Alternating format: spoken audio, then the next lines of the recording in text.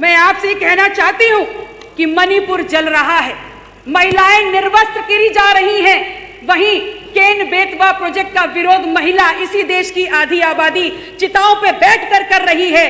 इसी देश में महिला पहलवान सड़कों पर प्रदर्शन कर रही थी। इसी देश में एलपी सिलेंडर की कीमतें बढ़ते हुए, एलपी सिलेंडर की मांग बढ़ते हुए समस्त मजदूर अपने प्रदेशों को पलायन करने को मजबूर हैं। लेकिन अगर आप देखेंगे गौर से तो इन तमाम घटनाक्रम के बीच में हमारे देश का प्रधान सेवक गांधी जी के बंदर बने बैठे हुए हैं। वो कहीं झालमुरी खा रहे हैं तो कहीं फोटोग्राफी कर रहे हैं, कहीं बच्चों के साथ फुटबॉल खेल रहे हैं। ये कैसा प्रधान सेवक है इस देश का जिसकी पॉलिटिकल पिकनिक खत्म ही नहीं हो रही है?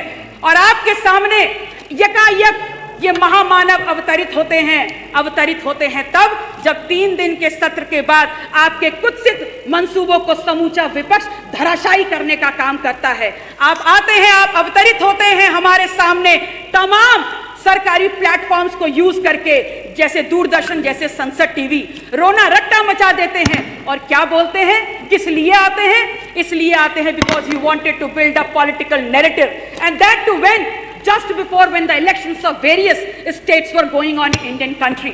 आप एक बार आपने पुनः अपने सोच, अपने कर्तव्यों के द्वारा, अपने क्रियान्वयन के द्वारा इस बात को स्थापित कर दिया कि आपने हमेशा संवाद के ऊपर विभाजन को चुना है।